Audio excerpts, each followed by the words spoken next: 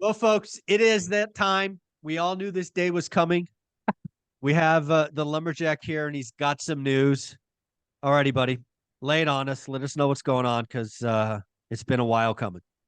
It has, it has. And oh, thanks for yours and especially Dion's support in this endeavor. The Pink Panther, the Pink Couple of Panther. jerks.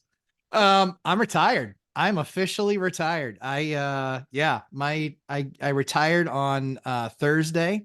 My official last day and I did plan it this way. My official last day is Valentine's Day. This is my present to myself. Oh, know what you love more than yourself. There you go. Yes. Yes. Something like that. And to Oh my wife and man, kids. Yeah. there you go. There you go. In that order. In that order. In that order. Yeah, sure. Um, so let's talk about it. Yeah. You have done what many of us look forward to when they start the real Yeah. estate journey. You have transitioned from a employee to a real estate mogul. What I want to do here is, by celebrating the end, I actually want to go back to the beginning, Sure. and we're going to actually invite Dion in now. But let's welcome Dion in. He's coming in right now. Awesome. We were wondering where Dion was. We were about to send out an APB or Mr. Dion, or an ADP. we're already recording. We're already mid-flight. The lumberjack has announced he's retired. His last day is the 14th. No more Mhm. Pink Panther jokes and memes. So you are all caught up. How you doing, buddy? Howdy, I'm doing good. I resisted the urge to throw this $3,000 Mac through the window this morning. I've thought about that. Congratulations, Matt. You're in the group chat with Millennial Mike. I'm going to continue to send the meme. It's just directed Yes. at him now. Absolutely. Absolutely. Yeah. Yeah. Somebody was saying to me, "Oh, Dion's going to stop making fun of you." I said, "No. Dion's going to stop making fun of me about this." Yeah, exactly. There's So be very the clear. list is long. The list Yeah, is long. exactly. The list is long and distinguished. I give Dion tons of material. There you go. There you go. Well, Dion, what I want to do in this discussion now that you're here is I actually want to take this concept, which actually I want to shout out vidIQ for giving me the title, from employee to real estate mogul. All three of us have used real estate to exit W-2 jobs. Yes. So what I want to do here in this full 50-minute conversation is kind of go back and all of us kind of walk our individual journey to retirement, because I think there are similar paths, but also very different. And given that Matt is the newest to join this, and in fact, technically hasn't done it till the 14th. Technically not done yet. Yeah. But we'll give him credit. He's given notice. Yes. So Matt, take us back to the very beginning. When did you feel like you took that first step? I was 20. This? Yeah, I was young. I was 20 years old. I was living with a friend of mine, renting a room out of his apartment, and just basically said, you know what? No. And I was working a good job. I worked my way up in a tech company from a telemarketer to a inside sales guy, and was getting commissions, and then looked at it and started investing like all the other people in my office. And then got blown up by the dot-com bomb. I got absolutely dot-commed, which meant Yes. my portfolio went from, $30,000 to $4, and got absolutely obliterated. And so I looked at it and I was like, okay, I definitely need to do two things. I can't do the stock market. That's not going to work for me. I was like, it's too much of an insider's game. If you're in Manhattan and you're rubbing elbows with all those same people and you're in the boardrooms, you absolutely 1000% have an advantage, a huge advantage. And I'm not going to bet on human nature doing the right thing. So, so for me, that was kind of that. And then I said, you know what? I'm got to look for a place to live, because I didn't want to commute so far anymore. And so I started looking for a place to live and realized that on only my income and only my credit was good or good enough. But my income just wasn't going to work. Like what I could afford was even further away than where I was renting. Right. So what it came down to was, hey, how do I, it was trying to solve the problem. How do I get into a place? And how do I do it right now? And that was, I just had to find a roommate. So I did. Yeah.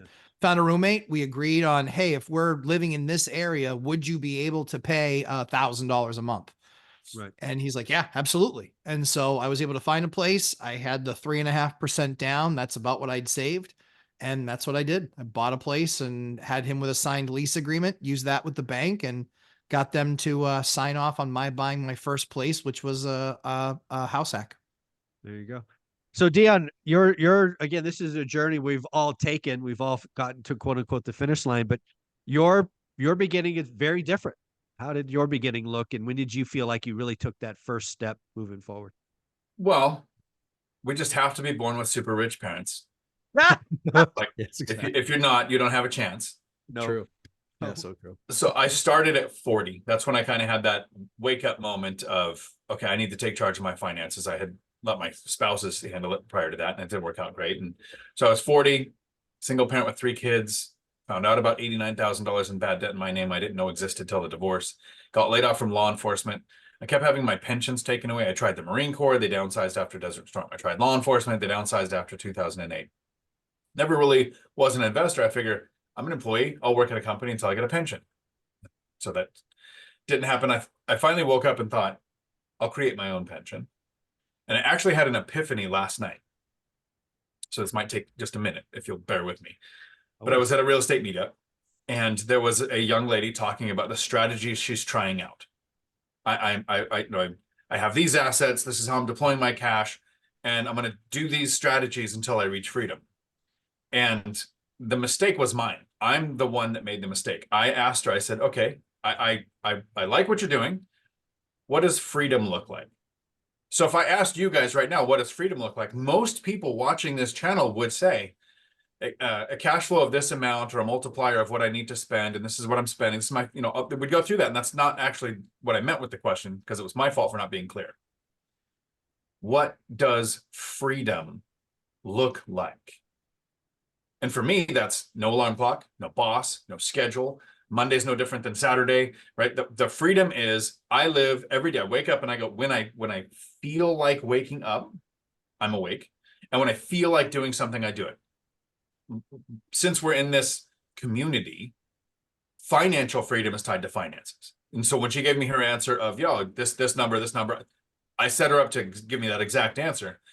So when I look at Matt and he's retiring now, I also look, my anniversary of retiring is July 5th, because that's when I turned in notice. I still worked for 2 weeks, but I'm still always going to be July 5th. Matt, you're probably going to do whatever day you had the conversation in your head. That's when you made the switch, right? So what does freedom look like? And for me, freedom was, I want enough money coming in to do all of those things. No alarm, no boss, no schedule, no day of week, and wake up when my body, everyone I talk to says it's like I lost 10 years in age. As soon as you can start waking up when you feel like it, instead of when your schedule says you have to. And I don't think as a species, we understand how much stress happens with an alarm clock saying, doesn't matter how you feel or what's going on in your life, this is the time you have to get up. Yeah. So when you think about your first step, was it just that, what was that first step? You got all this debt, you got the kids to take care of, you're losing your pensions. So what does that first step look like for Dion? So the first step is kind of realizing there's that step 0, right? I had a couple of examples of people who'd reached financial freedom, a friend with 30 rentals, my brother with 10 paid off rentals. So I thought it was possible. And I thought, okay, so if I had some rentals, I'd make my own pension. I'd be free, right? So I could set up what does freedom look like for me? But I didn't have the resources or the skill set or the equity. And I didn't even have the habits to have a savings, right? So step 0 for me was, how do I increase my income? Right, which was overtime, the side hustle, playing online games and selling things. How do I avoid life creep? So every time I could increase income, I didn't spend it. I would start saving, right? As much humor as I use every time Dave Ramsey comes up, his first couple of steps made a lot of sense. I had never really had an emergency account. I'd never figured out what I could save. And so I got to that. And then I went and had a conversation with a lender. And basically found out, you really do need rich parents. I had a bad debt to income ratio and a low salary. I was making $17 an hour teaching at a CDL school. And the lender basically said, you can't buy rentals. And luckily they said, I mean, unless you somehow had like something like rental income on your tax returns for a couple of years. And I thought, well, I'll move into an apartment and rent my house out. So that was the first real move in Yeah. a financial decision was we have this hedonic treadmill. Whatever level of comfort in life I have reached, I can't step back. People won't move from a house to an apartment or a stick-built home to a mobile home or whatever the thing is that you have now, you can't give up. The nice new car. I had at one point like a 3-year-old Expedition. It was an Eddie Bauer version. Got rid of that, got 2 old Jeeps, right? So I went to 15-year-old vehicles, moved from the house into the apartment and thought, okay, I'm going to do this for 2 years. And now, so it was a 2-year commitment just to get 2 years in the new field to be bankable. That was what the lender also said. And 2 years of saving and 2 years of rental income on tax returns. And really it was just overtime and side hustle for those 2 years. Yeah. I you know, a lot of people think the beginning comes when you buy something. And I think for a lot of us, it is that step zero, right? Your step zero was 2 years in the making, which is awesome. So my story is kind of a blend between both of these, right? I got blown out in the dot-com bubble. Unfortunately, my number's bigger, right? It went from 200 grand to 40. And I really consider my first step to the journey was actually, he's gotten loopy here recently, but reading Rich Dad Poor Dad's, reading that book.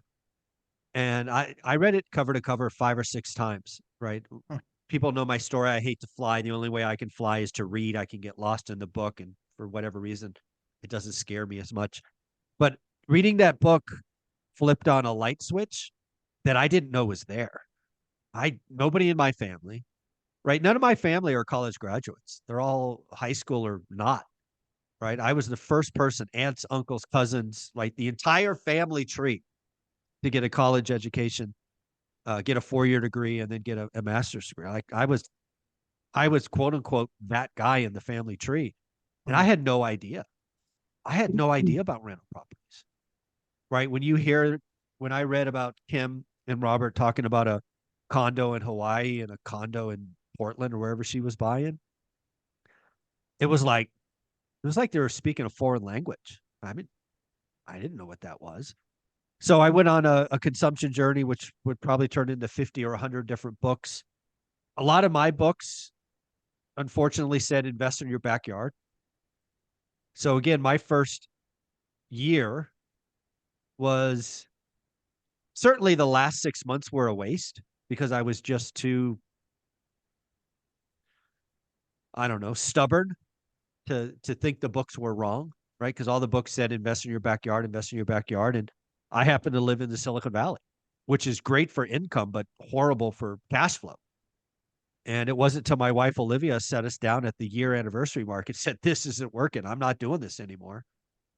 That we finally looked up and, you know, live where you want, invest where the numbers make sense. So, you know, my journey wasn't 2 years in the making because we still had that 40 grand that was sitting there ready to deploy. I wish it was 200. It wasn't. But yeah, I wasted, you know, I learned the skill. I learned all the math, the buy box, all of that was worth it. But damn, if I could have got started 6 months earlier, you know, I would have just been further along. So that's kind of the beginning for me. I want to go to kind of the next step in our journeys. All three of us say in different ways that the first 3 to 5 years suck. They're hard.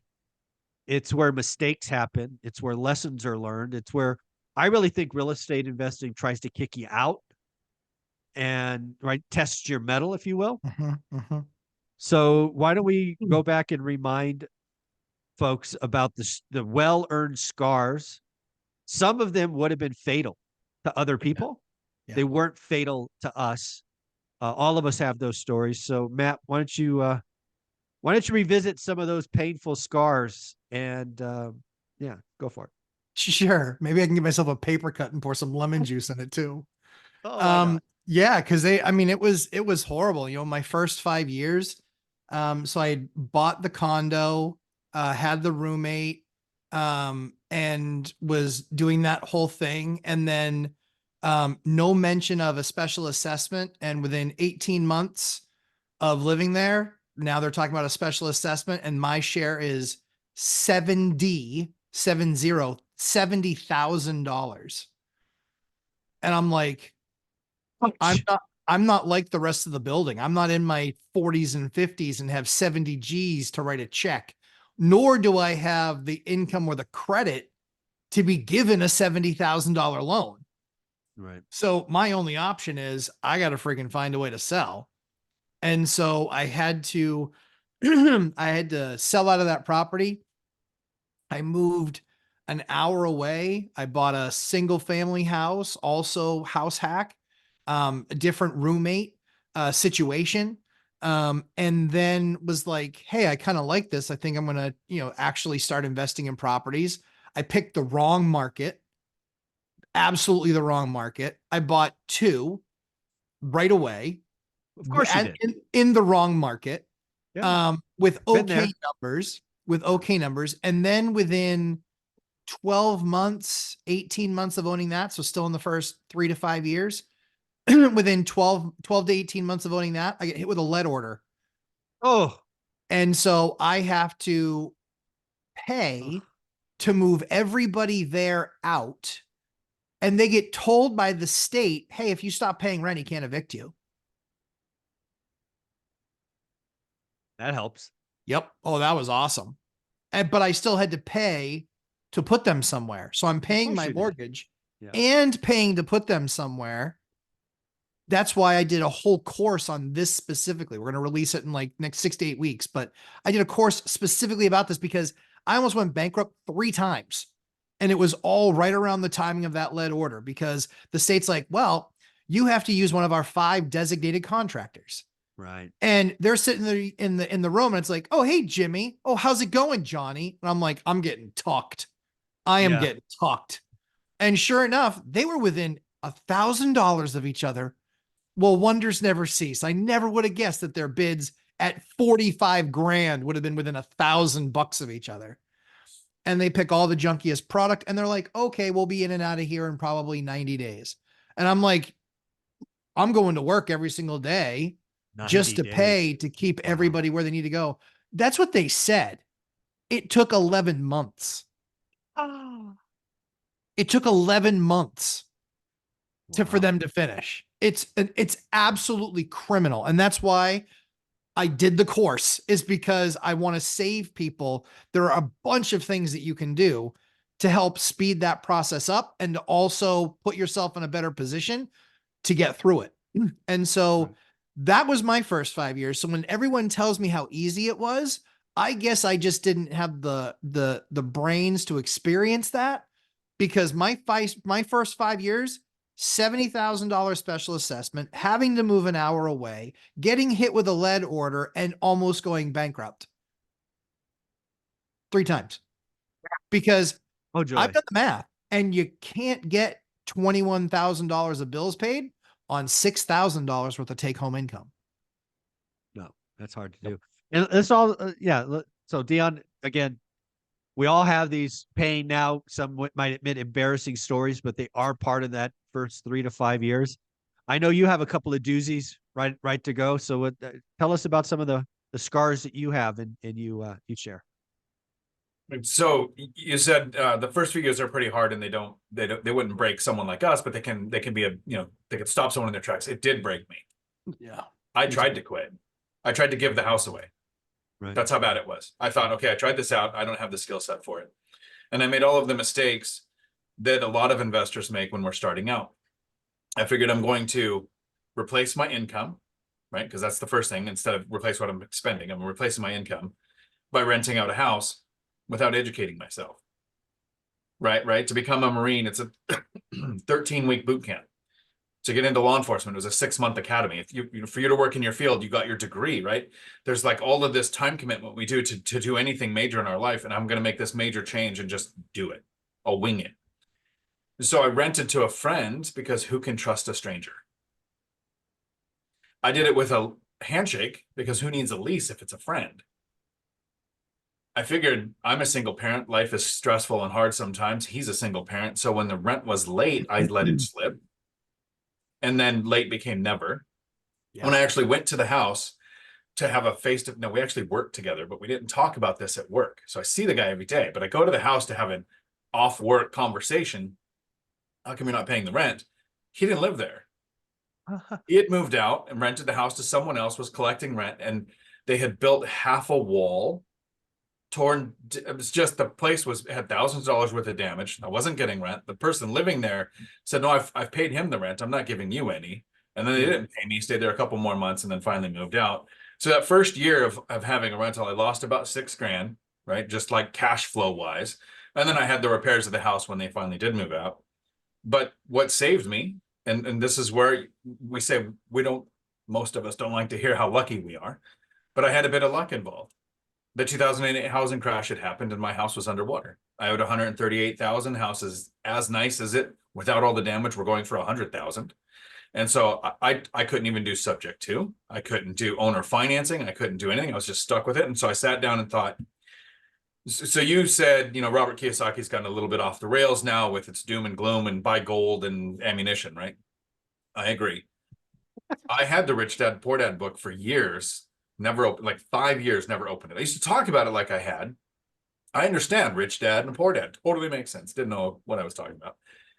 And then you found Retire Young, Retire Rich. You actually named your first LLC after that. That was the book that was in how to more than a thing. What happened to me was the cash flow quadrant book. I love that. So I listened to that before Rich Dad Poor Dad, and I went back and I listened to it. And I recommend people actually read or listen to it. But when I realized cash flow quadrant, that, and I lump this all together with the Fed, the government, and the IRS, to me, that's just one big enemy entity, right? They don't like employees. Yes. They punish employees. They say, if you make money, we're going to tax it. If you make more money, we're going to tax it more. And they don't like self-employed. And I was 16. So 1986, they changed the tax code to where it impacted 87. And we had the big crash where doctors, lawyers, plumbers, electricians, the sole entrepreneur, all of a sudden had the new tax code of I'm paying employer and employee taxes. And it caused a ripple effect of economic stuff. Yep. They're paying around 60% in taxes. And then it's kind of like they like businesses, but they still tax them. They just tax them less, right? The business capital gains is around 20%. And when I looked at that book and it said the investor is going to pay 0 in taxes, can carry forward a loss even when you make a profit. I sat there and that was when had that bad year and I tried to quit. And I probably would have, because I decided I'm probably not going back into law enforcement. Bankruptcy might actually be an option now. I could just walk away from this house, have at least 7 years bad credit, whatever happens to that. But that book, The Cash Flow Quadrant, kind of opened my mind again to, if I can hold on to this and I can get the income to come from this stream, not only do I create my own pension, but I have the evil entity supporting me, going, here's 30-year fixed rate debt loan options. Here's first-time home buyer. Here's owner-occupied lending. Here's the tax benefits. And then I didn't at the time understand depreciation until you get it explained to you now. It's your building goes up in value, but you get to tell your government it's a year older. So you get to take a loss against your income, even though you didn't have a loss. And if you want a loan, they're so pro investing, we'll take that depreciation out to make you look bankable. Like all of that kind of came together after that bad year. And if I hadn't been upside down in the house, I would have walked away from it. I would have subject to, I'd still be working. I'd have another 15 years probably ahead of me of employment. No thanks. Yeah, it's funny you brought that up the way you did. My story is kind of the same. So we again waste a year. We finally have a sit down. Olivia's just, smarter than I am, just intuitively and it's amazing. So she says, go find a new market. We do. We find Fresno, California. We get all excited. We do everything right. And we still lose, right? The story's in the book, but the short story is our first tenant never paid a second month's rent. They get divorced. I'm in California, so it's 3 months to get them out, $1,000, and then there's $15,000 of damages waiting for me on the other side. And to your point, Dion, I was ready to quit. I had quit before I walked in that house. I had really quit when I saw the damages and I saw the wine bottles in the drywall. I mean, I still see it in my head. And it was Olivia that came out and said, basically, did we do anything wrong? And we hadn't. We had credit checks, we had references, we had, and just no box for you going to get divorced and turn into an alcoholic dick. It was not on the rental app. And she said, okay, let's try it one more time. So again, shout out to her. The story of Norris Drive goes on to be a home run after that, but who knew? Again, I do a cash out refi because again, my money's gone and I take out too much and I becomes an alligator, and I'm working like 4 hours a week to pay for someone else to live in a house. That's freaking stupid. I hate negative cash flow, i.e. alligators. I spent 3 or 4 years buried in my computer in Excel. I gave it was an excuse. It was absolutely an excuse. Even back in 2004, 5, and 6, I should have been networking. We didn't have Zoom or, meetups online, but I should have been networking. My network of folks was still very much tech oriented, Silicon Valley, and I should have grown a real estate network in my chosen area. My circle of friends should have been vastly different once I decided to become a landlord in Fresno, California. Some of my best friends now are that, right? One of the boys that hopefully you guys will get to meet. I don't know if he's coming out or not, Brad. He and I are great friends, right? We used to talk a lot more, but now it's texting and whatnot. And I should have done that earlier. My portfolio would have been better and bigger if I got out of my head. I thought the answer was Excel. Why? Because that's where I was comfortable. I wasn't comfortable meeting new people and doing this, that, and I used the time excuse. And oh, by the way, you're in South America and then Europe and then Australia. I was all over this planet. It's just an excuse. I should have networked. And yeah, the first, I mean, I had the eviction story, negative cash flow. The first 5 years suck. 3 to 5 years. All kinds of mistakes. The cash flow looked great on Excel. In reality, it wasn't, because this broke. The other thing I did, I don't know if you guys did this, but I tried to Band-Aid everything. It's like, oh, I don't have $800 for a new water heater. Let's just try to repair it and see if it can get me to the other side, and all of those things. So yeah, first 5 years, 3 to 5 years suck. So now let's get back to the journey and talk about where you started to see just that inkling of fruit, right? In every journey, right? It starts as a drip, and then at some point it becomes a stream, and you're like, oh, this feels good, right? Matt, when was that first time you looked up and you're like, oh, that feels better? When was that? Income as you get older usually continues to go up, certainly in tech, right? Yeah. And so what I was recognizing was I wanted to live in a better area, live in a nicer place. And the only way that I was going to be able to do that was by continuing to house hack. But after I kind of got out of the first, 5 or 6 years of investing, then I got married. And so then I was looking for a place for myself and for my wife. And so, it was like, I wasn't gonna have anybody live with us. I wanted us to have, our own time to do our own stuff. But I was looking at it and saying, hey, you know what? Probably the best bet is just like maybe a duplex. I can get the same type of debt that I get on a single family home. I can still buy that with 3.5% down. I can still, rent out the other side. And so when we were looking to get back into the area where we wanted to live, single family homes were not an option for us. We couldn't buy a single family home. And so it was, you know what, we'll buy a duplex. And what was interesting was a single family home might cost, at that time, maybe 2.25 to 250. You could get a duplex for 2.25 to 250. And you could get basically the same bedroom count. A 3-bedroom, 1 bath or 1.5 bath ranch was 2.25 to 250. A 2 3-bedrooms with 1 bath or 1.25 baths each was 2.25 to 350. So it was really a value play to say, I looked at single families in the market, they didn't cash flow. I looked at duplexes in the market, they did cash flow, and they cash flowed really well. And I was like, why are people not looking at this? And it's because there was rarely ever any inventory. There might have been, in my market, there might have been 4 to 6, maybe 8 of them on the market at any given time. So you really had to pick your poison, and I couldn't afford one done. So I bought one with a 203K, bought one of those with a construction loan. And when I bought it with that, and I did a streamline, so it was only $35,000. And so I was living the budget tight, but we moved in. I mean, we shouldn't have been living there. I wouldn't do that, but we didn't have a shower. And, so we had to like go to friends' houses that were like a few blocks away to take a shower. Didn't have a washer dryer. And so my wife and I lived really frugally for a long time, but that was the way we could get back in the market.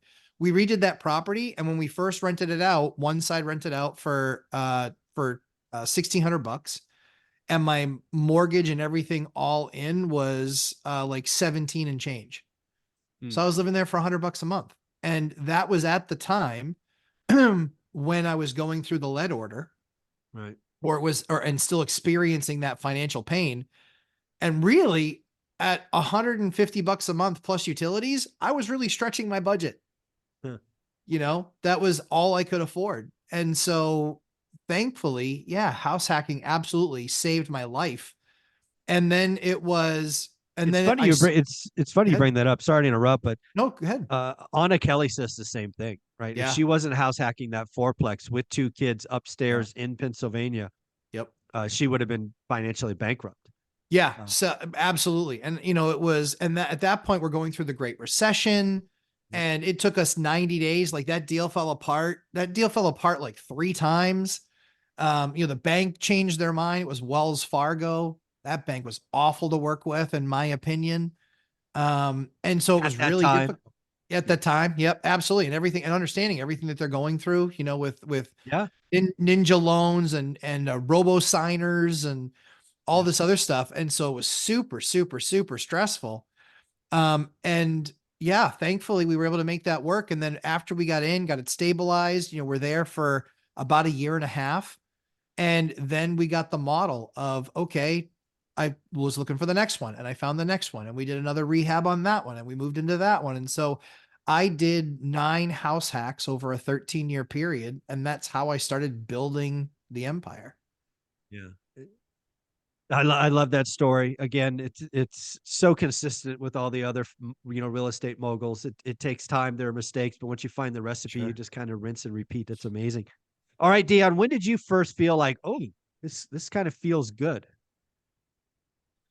So Millennial Mike and I talk about this often. The first time that we felt affluent was when we go to a restaurant and we order a soda with our Yeah. meal. Like I have enough money to do that, and it's not going to bankrupt me. That's a weird feeling. It's still. So every Tuesday at 4 p.m. Pacific, I do a live stream where I go about 2 hours, answer all the questions that comes in. But the beginning, the intro, is 10 to 20 minutes to give people a chance to get the questions in. And I cover a topic. Today's topic this afternoon, when we're recording this, is what does it feel like to collect rents?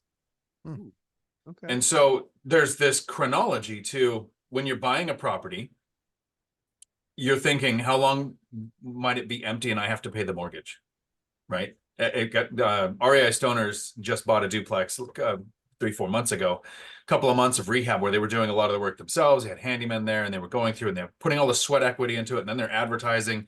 They had a little trouble. They have really high criteria for renters, kind of where I do. And so they were really picky. We had over a month and a half, maybe even longer, to find a tenant to get them moved in there. So they had that stress of they're paying the mortgage on this house hack duplex without the rent coming in that they had planned on. And then you get that first check. They got a tenant in. You get a cashier's check, right? You don't want something that the scammer can give you a check, they have 14 days to go to their bank and say, give me the funds back. But the cashier's check of deposit, pet fee, rent for the first month, they prorated because I think they moved on like the 19th of January. So you get this decent check and that hits the bank account. So the first time you collect rents, it's exciting. Yeah. Right? And so I'm not sure how you guys feel with the size of your portfolio, but reaching financial freedom, having 16 units rented out currently, that doesn't go away. Like every beginning of the month, my bank account plays vertical pong of rent, mortgage, rent, mortgage, rent, mortgage, right? It just does this. And I enjoy that period of the month watching that happen because we're not selling our lives currently 1 hour at a time to have that happen.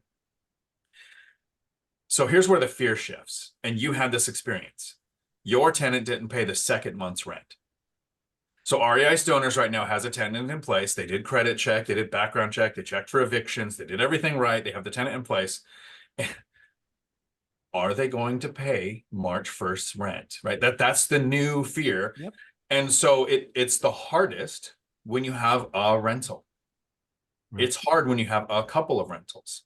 Once you have the 10 plus 16 different units spread out across, I'm in two different counties, 2 or 3 could start playing games, right? And I still don't have to go back to work. I might have to go through an eviction. I have the reserves for that. I have the cash flow for it. So the first time I really felt this is having an impact, like the biggest, like not just, oh, this feels good, but like life-changing event. All of my expenses could be covered from rental income with 7 units. So I had 4 properties, 3 duplexes and a single family house. And the cash flow was enough to cover my expenses, which meant 100% of my W-2 income was saved. Mm-hmm. The second you stop having to use your work, and that just becomes investing funds, right? I was talking with Shelly last night at the local meetup, and she's kind of financially free. She's right on the cusp, but she's still working. And she says, it's crazy. I go to work and I get all this money and I don't need it. So I feel like I'm investing really fast. And that's exactly how it feels. It was that moment, that tipping point. And it didn't take 30 or 50 units. It took 7. Mm-hmm. Yeah. For me, I kind of had 2 aha moments right around the same time. So, we start in 02, we get to 8 houses, I think 7 houses in a duplex. And we go to a Bruce Norris event, and he basically says, "You're an idiot, get out, crash is coming." Specifically to California, right? He called it the California crash. He talked about vocabulary I didn't know, which was affordability, which now I anchor on. And I did some research. He was right. And we sold everything as fast as we could. We did 1031 exchanges, went from 8 to 80 units. I still didn't have that moment with 80 units because we were buying rough properties that needed more work and all of that. But if you fast forward a couple of years, now the crash is picking up steam, right? That first house I sold for 263 ultimately retrades at 75 grand. So if you want to know the scale of pain, there you go. It's nasty. But during that journey, we started documenting on a website that no longer exists called wealthbuildingpro.com, what ultimately became known as BRRRR, right? We were buying junk, fixing it up, putting a tenant in, refining out. We were refining out with private money. So the first thing that kind of hit me was when I had friends of mine loan me millions of dollars. Because at the time we were recycling the same, I don't know, call it 50 grand, right? It would go in, 3 months later it would come out. And it would go in, and it would come out, right? We were just constantly playing with the same 50 grand. But then we started getting friends lending us $100, $200, $300,000, and we just went on a buying binge. So that was eye-opening that you could learn a skill, you could share what you're doing, get documented evidence. Alex Hormozy talks about it, a stack of undeniable truths. We had them, right? I had stories. I remember I had the Bubblegum House. I had them all cute nicknames, right? Bubblegum House and all these other things. And that was eye-opening. It was like, oh my God. So I can have none of my own money in this and still have a bunch of cash flow come out once my team gets done. I'm like, damn, this feels good. And then second, I remember a time, probably a year later, when I was in a foreign country. I think I was somewhere in Europe, and I called Olivia, which every month I would call her and say, okay, how much money do we have to move to this real estate account or one of the real estate accounts? And she's like, no, we're good. I'm like, what do you mean we're good? She's like, I mean, it had become such a routine that it was like, okay, how much this time? And she's like, no, we're good. And I'm like, well, we bought A, B, and C last month. What do you mean we're good? She's like, no, the cash flow from all the others covers it. And I was like, I remember hanging up going, oh my God, it finally happened. This thing that I've been now chasing for a decade, it's finally freaking here. It's feeding itself. Right? Because I knew at that point, if we stopped aggressively buying junk, that there'd be tens of thousands of dollars left over. And to your point, Dion, we don't need that much to live, right? We have a spending number at that time which was lower because we didn't enjoy life. We only spent on needs, not wants. And I remember hanging up going, because again, it was slow, it was painful, and we were moving money from here to there, and it always felt like we were doing the right thing, but I didn't know. I didn't know it would work. And that one phone call was so awesome. I could still remember the feeling hanging up going, finally. That was pretty amazing. So, all right, so let's get to the end of the story. So we've talked about how we started. We've talked about the first 5 years. We've talked about that moment it got good. Now let's talk about retirement. And we're gonna let Matt go last because he is most recent, but we'll go to Dion first. Dion, talk about that when it clicked for you, when you knew you were gonna make it, and let's talk about that. I invested for about a decade and said over and over, and many times in videos that we made in the last few years, I would say, I don't like the FIRE movement because I like the financial independence. I don't know about retiring early. I'm probably a guy that's not going to retire late. I loved my job. Or had fooled myself into thinking I loved my job, didn't realize the mountain of stress that came with having it. And I did a video explaining cash flow one time. And this was about 2 months before I retired. And I did a whiteboard, and it was like I had just finished working on a Sunday, and it was about 7 o'clock at night. So I'd worked Sunday, 7 o'clock at night. And I think, oh, I'm going to do a live stream for YouTube because I'm doing this fun thing on the side. And I put the math up there, and I broke it down. This is what an average family makes. It was like $78,000 or $79,000 a year. And then this is what I'm making. And I broke mine down. If I worked 24 hours a day in real estate, I'm making about $19 an hour. And if I worked 40 hours a week, I'm making about $83 an hour. And then I sat down at the end of that after doing the live stream, and I looked at the whiteboard. And I was trying to think, okay, how many times in my life have I ever had a job where I made $80 an hour? I was at law enforcement, Marine Corps, truck driver, $20 to $30 an hour. And for most of those jobs was what I would call what I made. And I thought, and this all happens without me having to get out of bed. And it hit that was when I kind of realized the 4-time multiplier of what I actually spend on my life. I felt silly going to work. And then the catalyst to retiring was I spent my 40s growing a company for someone else. I thought, when I'm 70, do I want to remember my 50s the same? Yeah. Instead of I'll retire, I retired at 52. Now I'll spend my 50s probably not remembering what I did because I just had fun. I just did whatever felt like in the moment. And I had heard your story of your 46 years, 6 months, 14 days old. You're like, I walk into the office, I'm going to work for another 5 years. 45 minutes later, I've got a package on the desk. I'm calling Olivia on the way home. I've retired. Because they said, you said, I don't want to do this. You said, you're going to do this. You had to say, no, I'm not. Yeah. I had the opposite. I had probably one of the best days. Company's doing great. Everything's lined up. I had a state agency fighting us for 3 months. I had meetings with an attorney to figure out how to psychologically come together to present our case. At the end of this meeting, I had that agency that was attacking our company turned around to like fighting for us. Like the culmination of 10 years of skill of running that company made that happen. And we were on a Zoom, the state agency, our campus directors, the company owners, and me. And I go through, and at the end, they're like, absolutely, we sign off on it. Everything's resolved.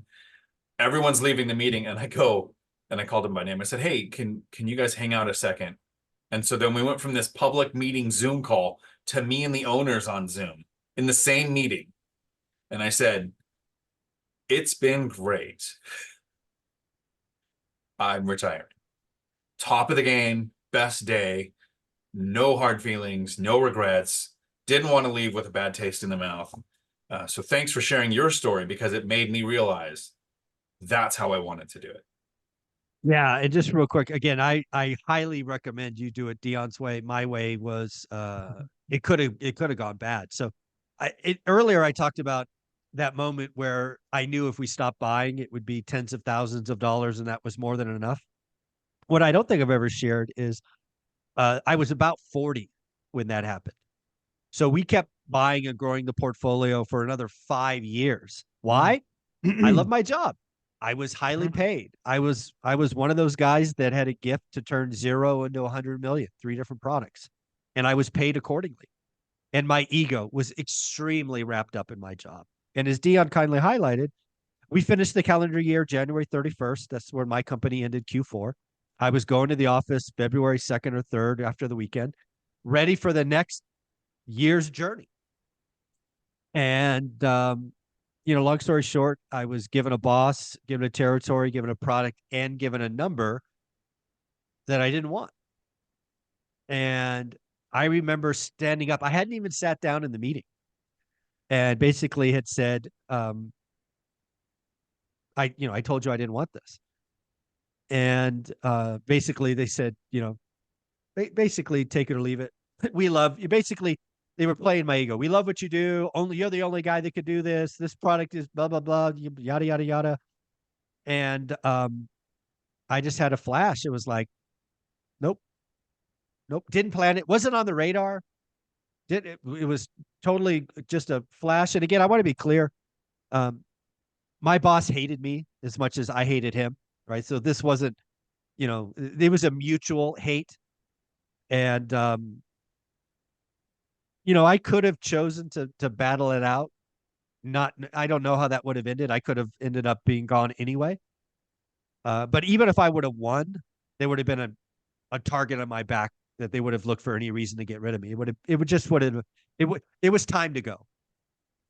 And, yeah, I left. And what I would tell you to not do is don't do that, because you have to have something that fires you up. Otherwise, at 45, I was getting depressed, and depression is a killer. I was circling the drain. It was bad. And yeah, so definitely leave with a plan in mind. That's why I'm telling a lot of people to start now, so you can build and learn and find your voice and all of that. But yeah, I remember the only reason I did is because 5 years earlier, I knew 5 years earlier we could do it. And we had grown, I don't know, 30% since then. So it was a no-brainer at that point. All right, Matthew. Yes. You've just given notice. Tell us about it. Tell us about when you knew it was the right time. I mean, they were shocked. Yeah. But same kind of a lot the same as you, which was, I didn't in our lives, Mike, it was numbers all the time, right? And Right. so, Dion and running the school, but I never needed to write it down. It's always up here. And so years ago, it was, I don't think I need to work anymore. Like I can kind of do what I want. Like I have other parts of income, and and we never took any money out of the housing business ever. Yeah. We never took any money out of the business. It was always just there. And so I was just like, I could just stop growing, I suppose, and then it got to a point where I was like, I don't even have to stop growing. I can still buy stuff and not grow, or still buy stuff and grow and still be able to get to retire. But I was the same boat that you guys were. Like my job, loved the people that I worked with. It was a smaller company, not a small company, but a smaller company. And so being an executive, I knew everybody, and I knew everybody on a first name basis. And so it was tough. That was the toughest thing, was it's those relationships that kind of keep you around. But then, over winter break, it was, I love spending time with my kids and the antics during the day, and not having to, really I tried to get good at vacationing, and I couldn't do it. I couldn't shut off. I still would think about work and having to, did this person get this? And did this client get this? And do I have to do this? And so I talked about it with Mrs. Lumberjack. I talked about it with Ashley, and she was just like, you've killed yourself, for 26 years. She like 10 years before we got married, you were doing this. And she's like, if you want to leave, leave. And then I just thought about it, and I was like, you know what? In for a penny, in for a pound. And that when you jump onto one of those products, you're going to be there for 3 years. It's 3 years to get from zero to wherever, or small, to getting big. Yeah. I've done it 3 or 4 times before. And I looked at it and I said, it's either now or 3 years from now. And I know what it takes to get there. It's 70, 80 hours a week. It's all of the things that you need to do to get it there. Been there, done that, got a couple of the t-shirts. And it just was, you know what? I get to spend time with my kids. I have a 14-week-old. I have a 2.5-year-old. I have a 4-year-old, and I've got a 6-year-old. So I get to spend time with them before school becomes a full-time thing for them. I get to be a part of their lives every single day. I get to do drop-offs and I get to do pickups. I get to do, hockey. I get to do all of these things. And the only concern that I have is if I get hungry in the process. So Wait until the naps come in. Naps are oh amazing. man, a lot. Well, that's the thing is, I mean, thankfully, sadly, my older two don't take naps anymore. But the other two, like, we can just nap in my bed. My bed's way more comfortable. Yeah, exactly. So, Let's go to his daddy's place. be a 2.5-year-old sleeping on a sleep number. There you go. What's my number, Dad? I don't know. But 12. but that's where it will get to. So, it's just like anything, I've put 26 years worth of work into it. I've been with the same company for 17 years. It's all the relationships. It was hard to say goodbye. I told them, I said, I'll still put Teams on my phone so we can talk every once in a while. And the people that became friends in that process will still hang out. We'll still hang out outside of work. But the freedom, yeah, but you won't. No, they won't. No, it won't happen. It'll be, Zero. it'll be interesting. I'm waiting to see. So I did have a Dion consultation, last week, this weekend, right after I did it, and kind of was working through it. And yeah, I think that I'm immensely blessed. I got to do something that I really loved to do for 26 years. I got to do with a bunch of people that I liked. Some people that I didn't, I won't lie. Some people I just would just as soon throat punch. But I got out on the other side where now I built a legacy for my kids.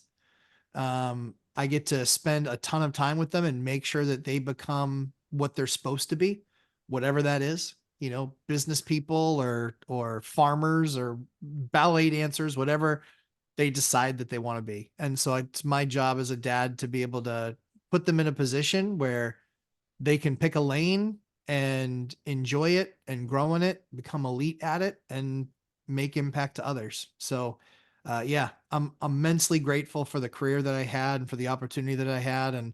And thankfully I was, thankfully I lost all my money in the stock market.